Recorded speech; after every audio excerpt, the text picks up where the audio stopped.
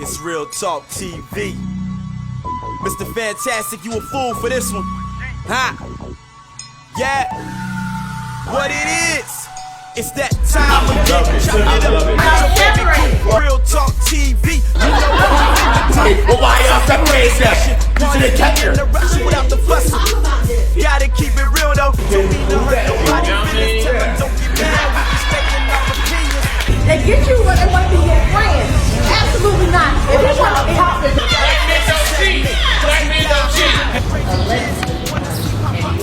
Please don't make him take his hat off. Every child at birth receive a paternity test. If you're separated from your significant other and they ask you to still be intimate with them, would you?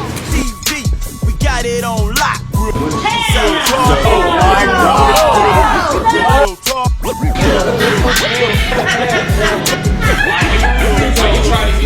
This ain't my bad. I don't care if it's my bad. Real talk.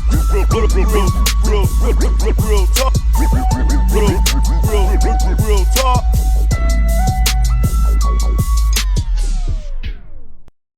And my panelists are ready, aren't y'all? Ready. Okay. Real talk. What's going on, everybody? Mr. Fantastic here for another segment of our roundtable discussion. And my panelists are ready, aren't y'all? Ready. Okay. That's our level B. We're in a whole new location right now. We're at the Market Square down here in Fayetteville, North Carolina. Yeah, we took our scene outside. And then we got a couple flies around here, so we might be changing some out. Just swat. Go ahead and swat. Just swat now.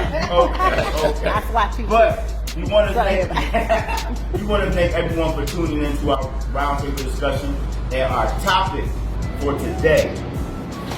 But before we get into our topic, I'm going to introduce my panelists. Starting from my left. Hello everyone, my name is Leanne Ridgewell. I'm the CEO and founder of Boss, Beautiful, Optimistic, Successful Sisters. We are women's empowerment and entertainment.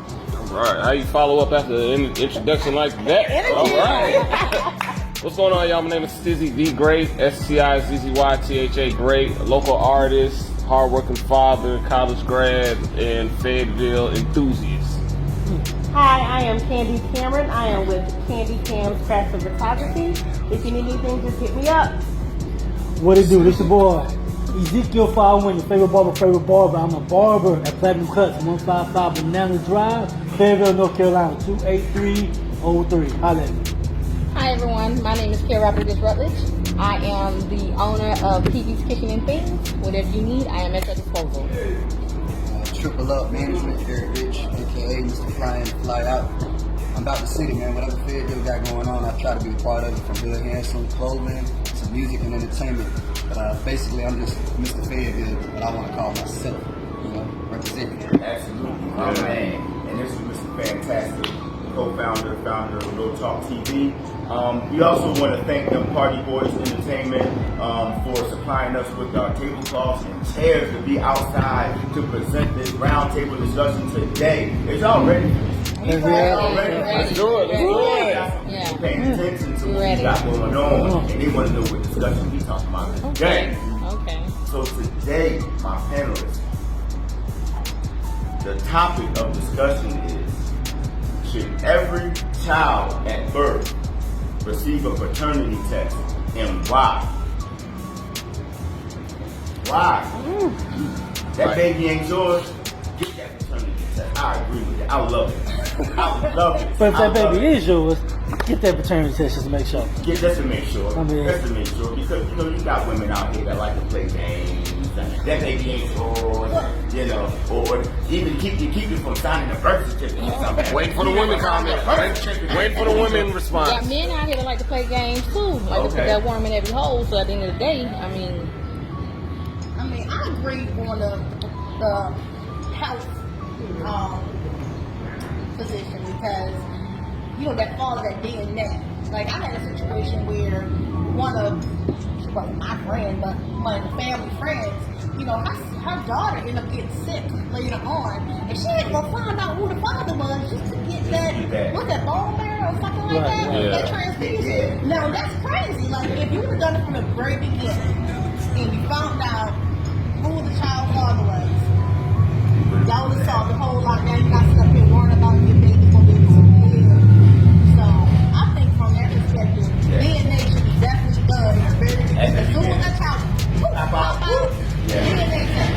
mean, but you shouldn't even have to have that. If you have like, there's so much promiscuity. I think I said that right. You wouldn't have to worry about that. So right, promiscuity. Yeah, promiscuity, good. Man, that was big. Well, I might need some water. Okay. Yeah, but you wouldn't have that issue with somebody. And as far as medical wise, you want to know what your baby is susceptible to. Like, if you have a high blood pressure, you have sickle cell in your family, if you have some kind of genetic disorder, you want to know about that. But as far as like me and you together, we gotta have a paternity test. That shouldn't be an issue. But because everything that goes on with kind of people doing all kinds of stuff, then of course you're gonna have that happen. You have to have that. I've never thought about it that way though. As far as we joke, because we joke and play and memes and meme make and drama all day. I've never thought about like really the health aspect of that. So you have like that was a good. Man, I mean, but also you got to think about the kids. Yeah. As far as little girls or even young men walking around out there not knowing who their father is. Right. not knowing who siblings are, possibly dating siblings. I've seen situations where young ladies, of course, like a fella, and you find out that's your cousin. Thank God I didn't sleep with her. Okay. And you know where you're out these clubs. I mean, I love going to the club. I love partying. I see somebody else loving to do what I do. I'm the truth. There's two separate instances that I know. I went to school with a young lady who actually ended up having her baby the day that she graduated. She had a baby the morning that she was going to graduate, and actually left the hospital so that she could cross the stage. She graduated a year before me, but not even like 3 years ago. And the dude is well known. He's in Raleigh now as a barber, but not even 3 years ago. He's definitely well known, but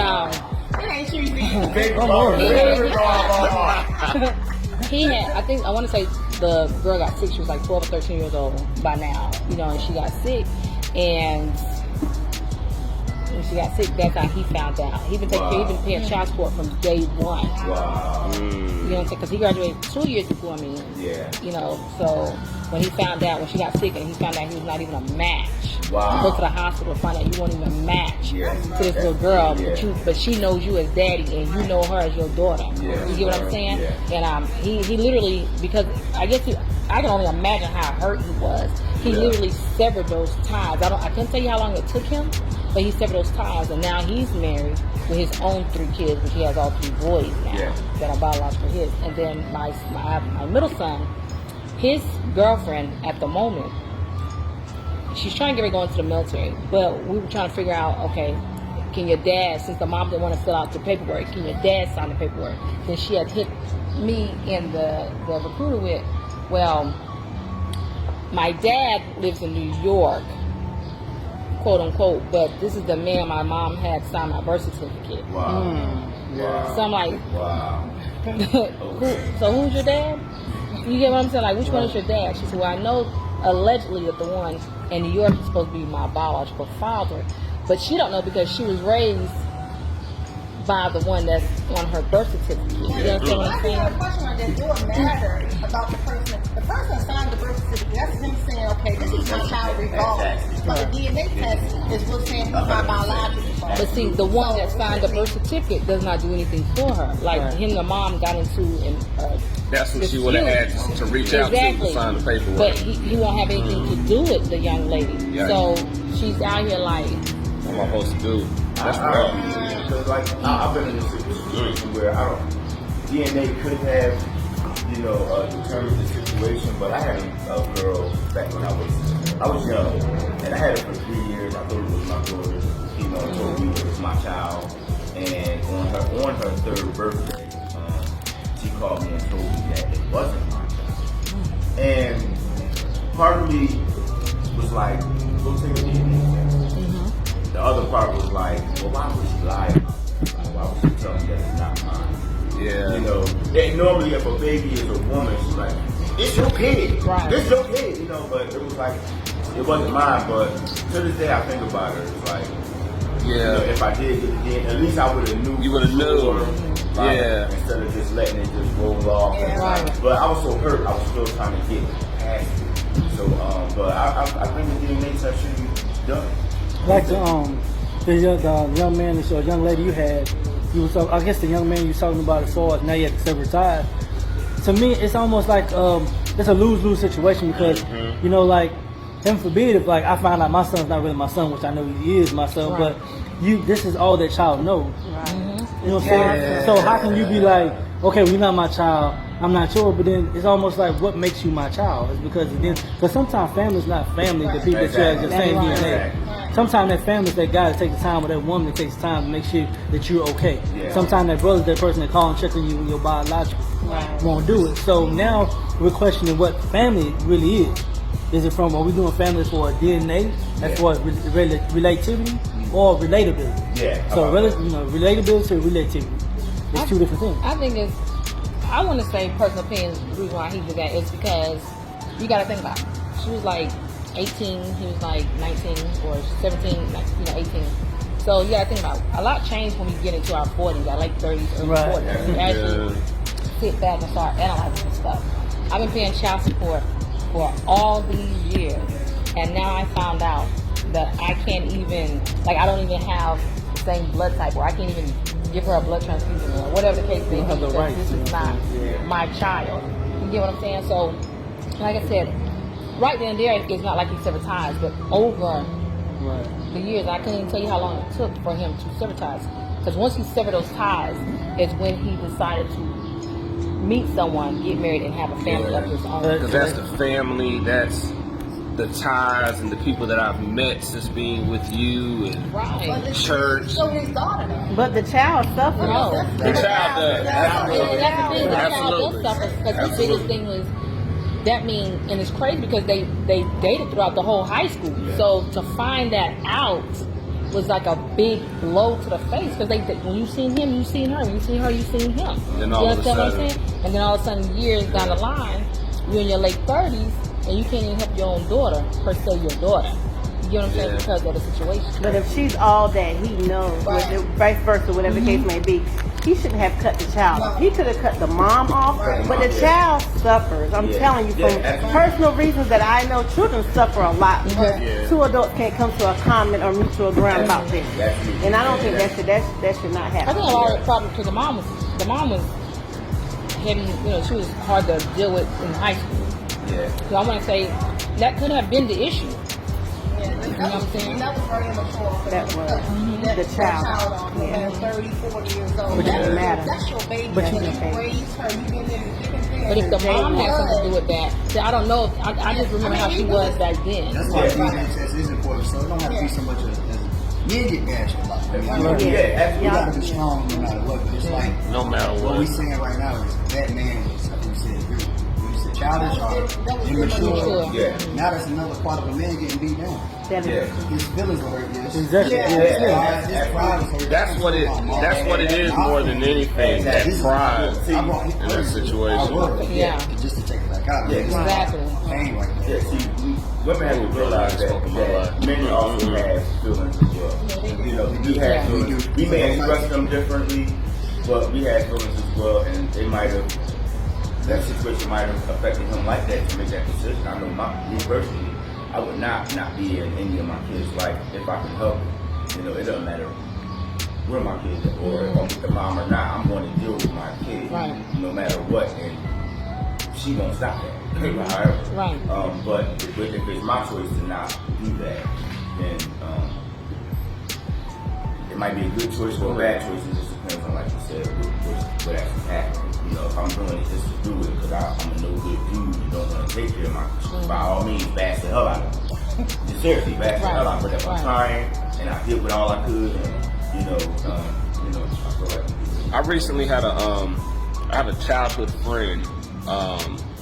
His mom came in town probably like a couple months ago, and we sat down and talked. To go from being 8, 9, 10, 11 years old, talking to a godmother figure. Now I'm 31, 32, talking to this 50, 52-year-old woman about life and the transitions and stuff. And it was the same situation what we talking about. They let my friend know that his dad wasn't his dad. You know what I'm saying? And the gentleman that was the father in the system, he was like, yo, like, if you tell him, I'm done. Like, if you choose to go about reaching out to this man, looking up this man, you know what I'm saying? I'm done with the situation. Now, what brought that about is the fact that my godmother and my godfather, they had gotten a divorce and they had split. So what she had told me was that the reason that they didn't reveal the situation to my godbrother was that it worked for their family situation then. Yeah. You know what I'm saying? So we talking 89, 90, you think this is your father, but here we are, 18, 19, we're gonna let you like, nah, that's not him. Yeah. And it put a lot of, it did do a lot to my friend. You know what I'm saying? And that's what he was saying, like you're the only father that I know. I understand my godfather's position as far as like, I'm cutting ties, it's too much for me. I understand that, but my godbrother is the one that suffered more than anybody, like more than his feelings in that situation. He is the one that's hurt. Right. Well, ladies and gentlemen, should there be a good they test that verse? I guess we always say, yeah, it's very important. I think that they should do that every time. And once again, I want to thank my panelists. I want to thank Stizzy the Great, E-Rich, and my troopers, my soldiers that's always been here. And I want to thank you all for watching Real Talk TV. This is our roundtable discussion, and we will holler at y'all next time. Real Talk TV.